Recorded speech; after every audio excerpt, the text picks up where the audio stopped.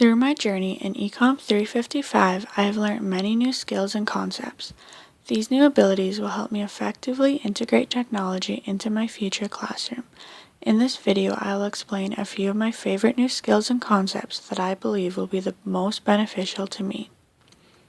Personally, for me, the most beneficial skill I learned was how to further develop my blog to look both professional and appealing. I was able to take the skills I learned and turn my blog into an online space that I am proud to share my beliefs and assignments on. I also learned that having a blog sends a positive message to future employers because they are able to see a summary of who I am through reading my blog. As a teacher, having a blog is a great way to show off your students' work, allow the students to have an online journal, and stay connected with parents. I plan on continuing to use my blog to further develop my digital identity. A great collaboration website I learned about is Feedly. Feedly allows you to connect several websites together, which lets you read each website's post all from one site. For me, Feedly is an easy way to join all my future students' blogs or other educational resources together. I also learned more about Google and all the tools it offers, which I was unaware of before I took this class. My favorite Google tool would be Google Forms. A Google form is an easy and effective way to survey a large amount of people all through sending out one simple link. The responses are then collected and displayed in an easy-to-read spreadsheet.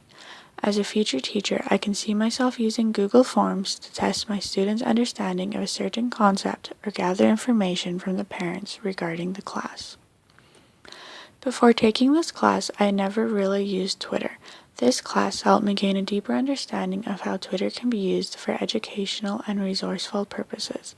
I can use Twitter to connect to educators from around the world through using hashtags. Building these connections can allow me to gather a variety of resources or help answer a question. This class showed me Cybrary Man, which is an extensive list of educational hashtags. Hashtags are used to connect your tweets to other Twitter users who follow the same hashtag. This class taught me about several different educational websites that will be valuable to me in an elementary classroom. The first website is called Kahoot. Kahoot is a website that allows you to make your own quizzes or use a pre-made quiz. These quizzes can be made on any course material and is an easy way to test your students' understanding of the content. As a future teacher, I can see myself using Kahoot lots in the classroom because of its easy and effective way to test the students. Another awesome website for use in the classroom is called Padlet. Padlet is a whiteboard site that allows you to post sticky notes to the page for everyone in the group to see. As a future teacher, I would use Padlet to brainstorm as a class. A great website to include visual representation to a written assignment is called Wordle. Here's my Wordle I created from the lyrics of O Canada. Wordle allows you to take any text you provide and turn it into a colorful and creative word cloud. Depending on the repetitiveness of the word determines the size. The more times a word is used, the bigger the word becomes. Personally, I believe Wordle is a great way to provide some art into an English or history class. The Daily Create and the DS-106 are great websites that allow the students to choose a mini assignment based on a category they choose. The categories range from web-based to visual representations.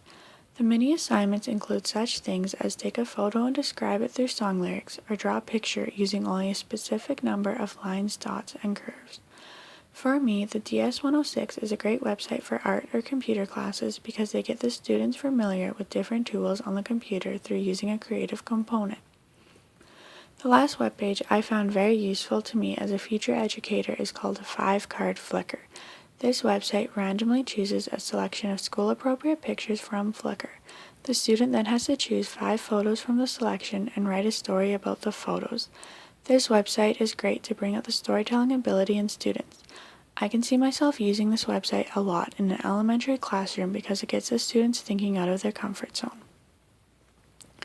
My views of using technology in the classroom have changed for the better after taking ECMP 355. I am now more confident about incorporating technology into my future classroom because I feel I have gained several important skills and resources to do so effectively. Before taking this class, I was against using technology in an elementary classroom because I felt that it would do more harm than good. I can now see how the incorporation of technology is beneficial for students. For example, Twitter can be used in the classroom to connect my future class with classrooms and educators from around the world through using a hashtag. This may help the students get the answer to one of their questions, share their own work, or even develop a new interest. I believe that Twitter is a great classroom resource. Another example is the website like 5-Card Flickr, which may allow elementary level students to express their ability to tell stories while working in a team setting. As well, it may boost a student's confidence by putting them on the spot to create a story through using 5 simple pictures. Although I've learned so much from ECMP 355, I am still struggling with a few things. ECMP 355 has allowed me to gain a better understanding of Twitter. However, I am still struggling with being a regular user. I am stuck on explaining my thoughts in only 140 characters, as well as connecting with other educators.